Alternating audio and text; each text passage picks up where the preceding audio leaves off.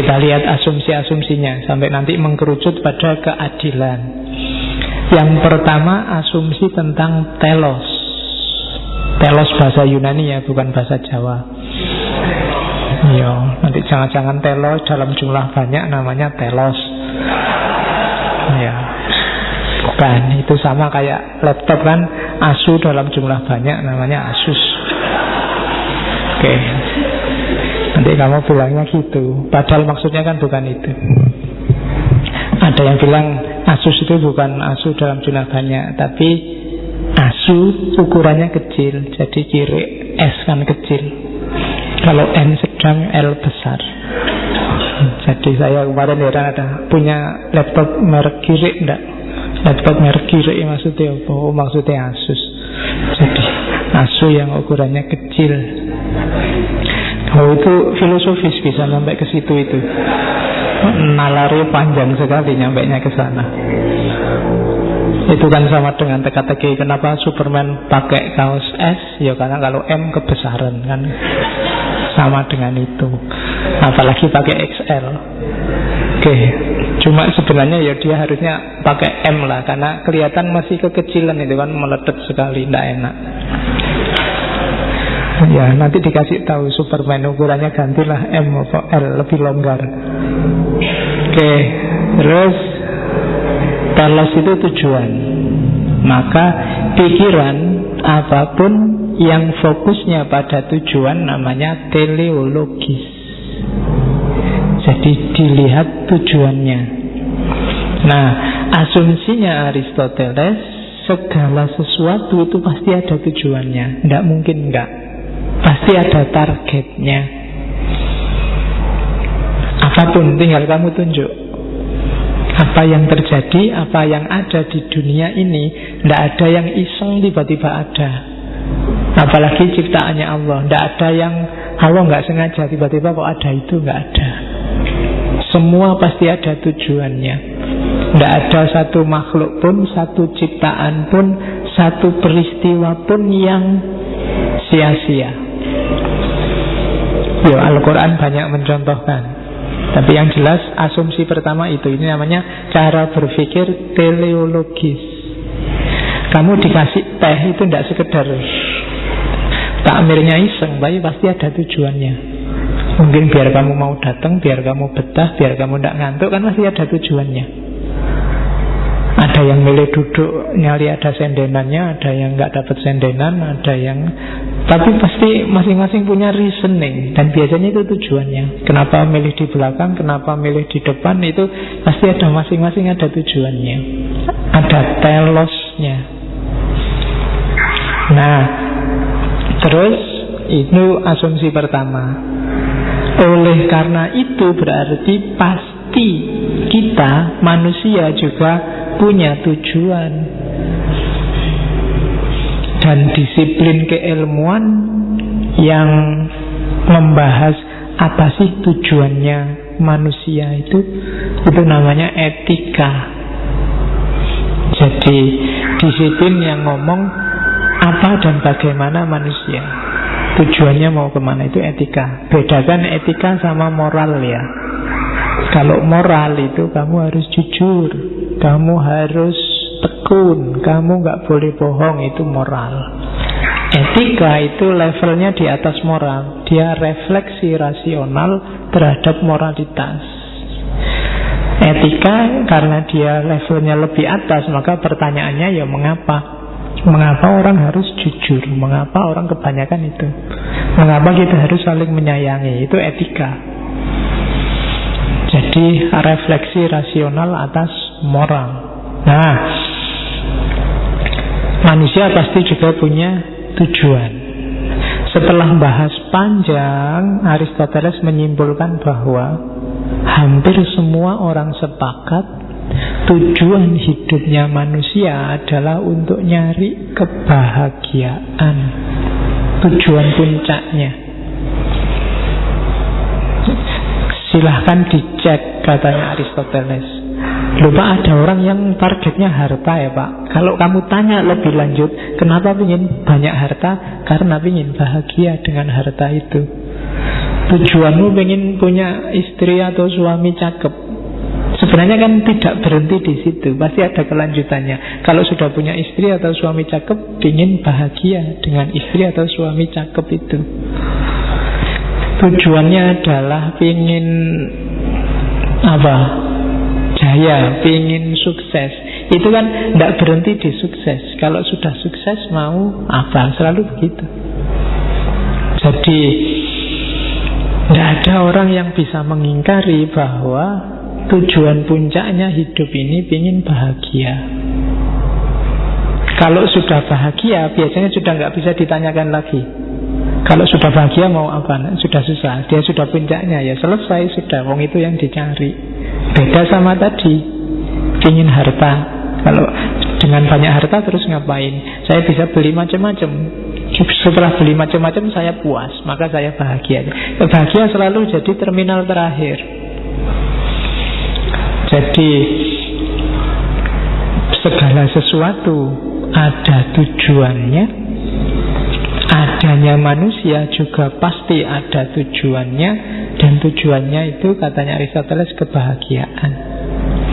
Ya kalau orang beragama terus kurang mbak itu kebahagiaan dunia dan akhirat. Ya wis ora apa-apa. Sing penting kebahagiaan. Jadi itu katanya Aristoteles. Ya ini kan sebenarnya di Quran kan juga ada. Kan ada ayat yang bilang afama khalaqnakum abasan. Apakah katanya Allah kita ciptain kalian itu hanya iseng saja. Abasa itu kan main-main, iseng. Jadi Allah nyindir kita. Emangnya aku nyiptain kamu itu iseng? Serius loh, ada tujuannya. Kejarlah tujuan itu. Kalau dijawab pakai teorinya Aristoteles berarti carilah kebahagiaanmu. Ya boleh kamu sebut kebahagiaan akhirat segala, tapi intinya yang menentramkanmu, yang bikin kamu bahagia. Oke. Terus Sokrates wanti-wanti, setelah saya teliti, ternyata secara umum orang punya anggapan ada 3 hal yang bikin dia bahagia. Di situ kurang 1. Yang pertama kehormatan, yang kedua kesenangan, dan yang ketiga harta. Apa? Kecukupan. Jadi 3 ini banyak orang bilang bisa bikin bahagia. Tapi apa iya katanya Sokrates? Coba dicek. Yang pertama kesenangan. Apakah senang itu bisa membawa bahagia? Katanya Sokrates enggak. Jadi bahagia yang sejati itu harus bahagia yang jenis manusia. Kesenangan itu membawa kebahagiaan yang tidak berjenis manusia. Kesenangan membawa kebahagiaan yang sama aja, hewan juga senang. Kalau hanya sekedar minum kamu sudah bahagia, kamu keliru, karena hewan juga kalau haus minum.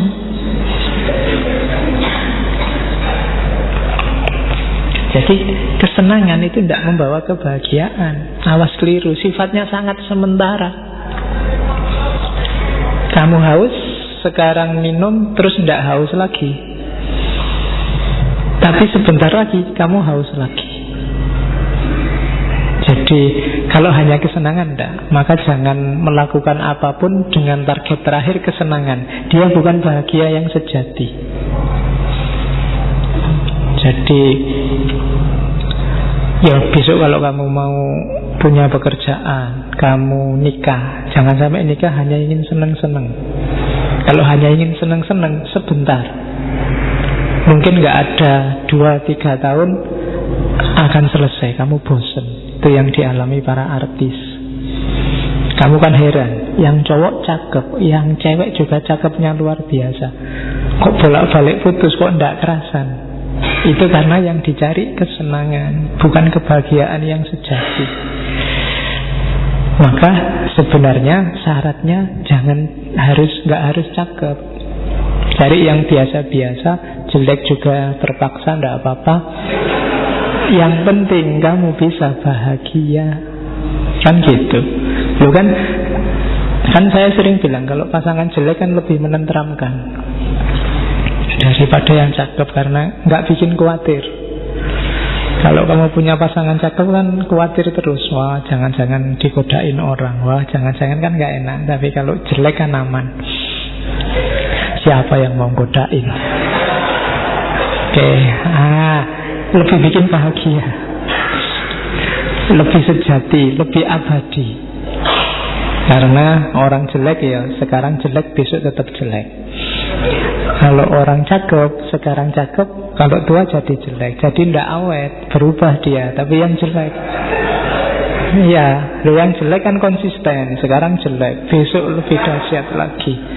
Jadi itu kalau kamu nyarinya kesenangan, kamu tidak akan ketemu kebahagiaan. Kehormatan juga begitu. Kehormatan juga ternyata bukan kebahagiaan yang sejati. Dia tergantung orang lain. Kehormatan kan begitu. Dihormati orang, dihargai orang, itu menyenangkan memang. Tapi dia tidak sejati, tergantung orang lain. Dan orang lain ini kan bisa berubah-ubah. Sekarang karena butuh menghargaimu, besok dia bisa mencaci makimu. Jangan ketipu oleh kehormatan. Mungkin sekarang saya ngajari kamu karena kamu butuh, wah, kamu ketemu salaman. Besok mungkin berubah ceritanya. Misalnya ada cerita ternyata ustadz yang ngajar ngaji filsafat menghamili semua santri-santri perempuan. Wah, ceritanya bisa 180 derajat. Kemarin kamu salaman cium tangan, besok bisa kamu pukuli aku kalau ketemu. Ya kan? Jadi tergantung sesuatu di luar dirimu kehormatan itu. Kamu tidak akan ketemu kebahagiaan, katanya Aristoteles. Kadang-kadang orang sentimen. Hari ini kan ada haters, ada follower, ada macam-macam itu kan. Kalau sudah benci ya kamu ngapain aja dibenci. Dan kamu galau gara-gara itu. Sebenarnya nggak usah galau. Kalau kebahagiaan bagimu bukan gara-gara kehormatan, apalagi kekayaan. Kekayaan juga bukan tujuan puncak. Saya bilang tadi, setelah kekayaan selalu ada target lagi. Berarti dia bukan sesuatu yang kalau kamu ada di situ kamu akan mengalami bahagia. Jadi makanya Plato, Aristoteles, Sokrates disebut eudaimonia. Jadi etika, virtu etik yang basisnya kebahagiaan, arahnya bahagia. Tuh. Jadi asumsi pertama, hidup ini ada tujuannya. Tujuannya adalah nyari bahagia. Ini masih belum ketemu bahagianya apa. Kita cek sekarang fungsinya. Katanya Aristoteles, kalau tadi kan mengasumsikan segala sesuatu ada tujuannya. Sekarang dia bilang segala sesuatu ternyata ada fungsinya. Apakah itu profesi, apakah itu kedudukan, bahkan bagian tubuhmu, mata, telinga, ternyata ada fungsinya. Ada peran yang harus dimainkan. Jadi tadi ada tujuannya. Tujuan itu kan target akhirnya. Kalau fungsi ini kan main di prosesnya.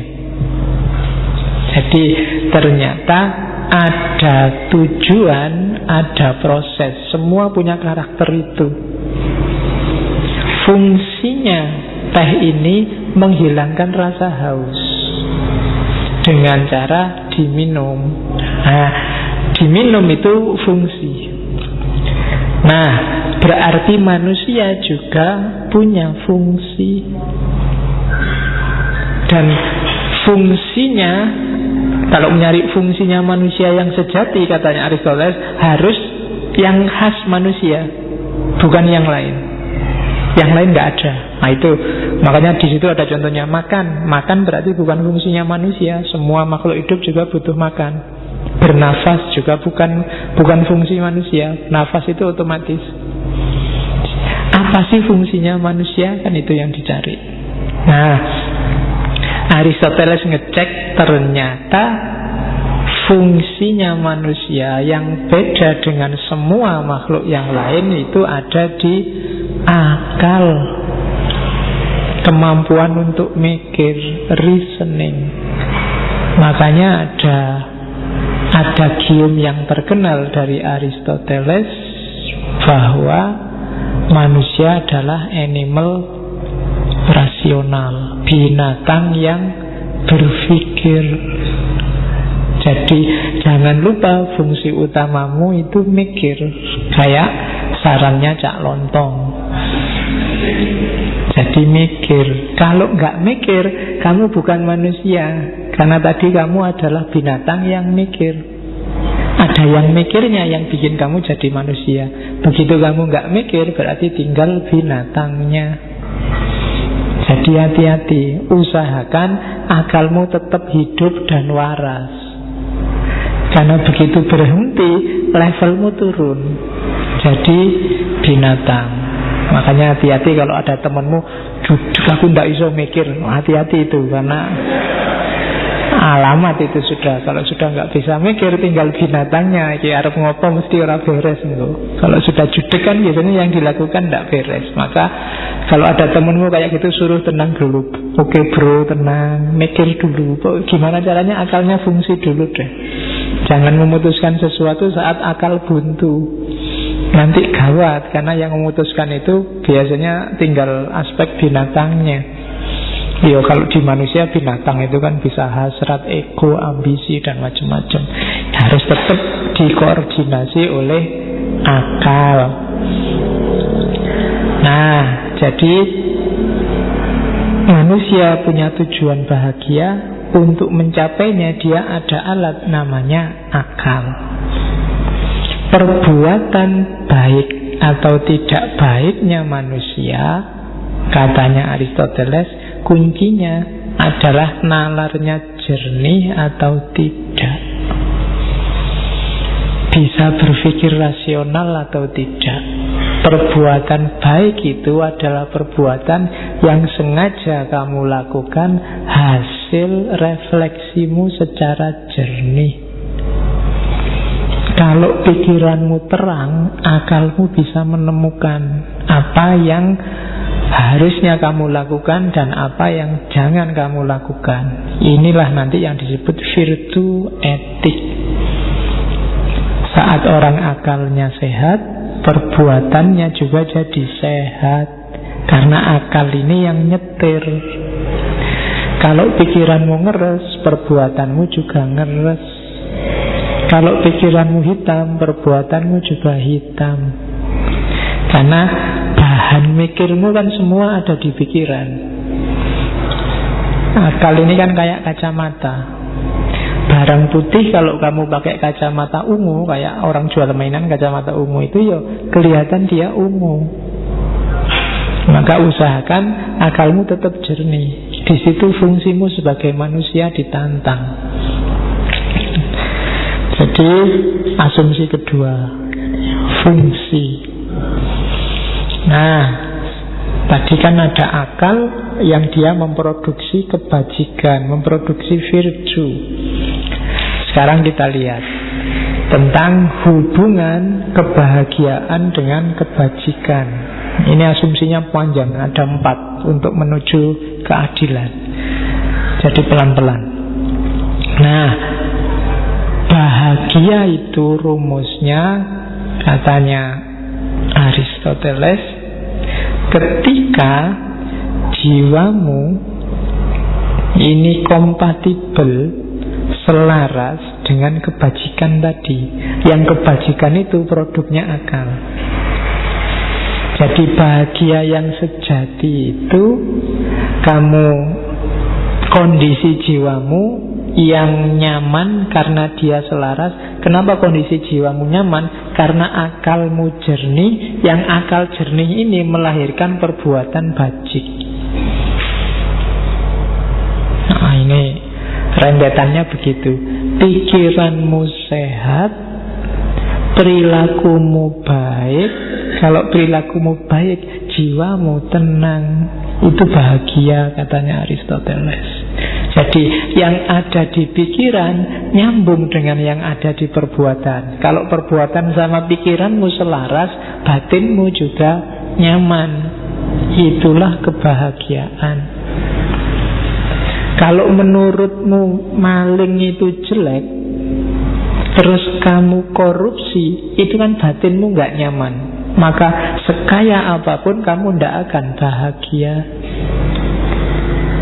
Kalau orang menghormatimu, tapi kamu tahu itu cuma acting, wong ini cuma pencitraan, tidak asli, batinmu tetap gak bahagia meskipun dihormati orang. Jadi kuncinya bahagia, akalmu jernih, melahirkan perbuatan yang baik. Perbuatan yang baik nanti selaras sama kondisi jiwamu, itulah kamu merasa bahagia. Itu hubungan kebahagiaan dan kebajikan. Kebajikan itu nanti kalau pas formulanya melahirkan kebijakan, kebijaksanaan. Itulah nanti yang dikejar oleh para filosof. Oke. Terus ya meskipun Sokrates ngasih catatan, ya untuk bahagia, untuk jadi ini timbal balik, untuk pikiranmu bisa jernih dan melahirkan perilaku yang baik, ya kamu butuh syarat-syarat. Kalau kamu sedang galau luar biasa, sedang sedih luar biasa, ya dipaksa kayak apapun tetap tidak akan bisa menuju bahagia. Kalau kamu sedang bokek luar biasa, kamu ingkari apa enggak, ya tetap kamu galau. Mau beli makan kok duitnya kurang, mau utang kok gengsi, mau itu ya kamu anda bahagia ya ndak iso. Jadi secara manusiawi tetap ada faktor-faktor di luar diri manusia yang mempengaruhi kebahagiaannya. Jadi kamu baru diputus pacarmu misalnya, anda tenang aja, ndak galau, ndak sumpah, malah ndak manusiawi, ya tetap kamu akan galau. Hanya saja nanti kamu bisa meningkatkan kapasitas kebijaksanaanmu. Caranya apa? Semakin kamu tangguh menghadapi pengaruh dari luar tadi, semakin kamu bijaksana, semakin kamu jadi orang bijak, orang bajik. Semakin kamu alah cuma diputus pacar, tidak penting, tidak substansial, yang lain masih banyak yang penting, tenang. Nah itu semakin kamu tangguh, semakin bijaksana, semakin akalmu tangguh. Jadi ini Aristoteles mau bilang bahwa lingkungan juga mempengaruhi, tapi kita juga bisa mengebalkan, menguatkan diri kita dari pengaruh lingkungan. Jadi ada timbal balik. Jadi bahagia dimulai dari cara berpikir yang jernih. Cara berpikir yang jernih ini mau tidak mau dipengaruhi oleh lingkungan sekeliling. Tapi lingkungan sekeliling sejauh mana dia bisa mempengaruhi kita tergantung juga oleh kekuatan mental kita. Nah, semakin mental kita kuat, semakin kita mudah ketemu kebahagiaan. Jadi kuncinya di situ. Itulah eudaimonia. Oke. Jadi diawali dari segala sesuatu ada tujuan dan ada fungsinya. Tujuannya kebahagiaan, fungsinya pakai nalar yang rasional, medianya namanya kebajikan. Kebajikan ini lahir dari nalar yang jernih. Setelah nalar jernih, lahir perbuatan baik. Akhirnya jiwanya tenang dan tentram. Dalam prosesnya dipengaruhi juga oleh lingkungan sekitar, meskipun tergantung juga oleh kekuatan masing-masing orang. Nah, ringkesnya itu dasar etiknya. Oke, terus Asumsi awal. Sekarang asumsi ketiga sebelum menuju ke keadilan.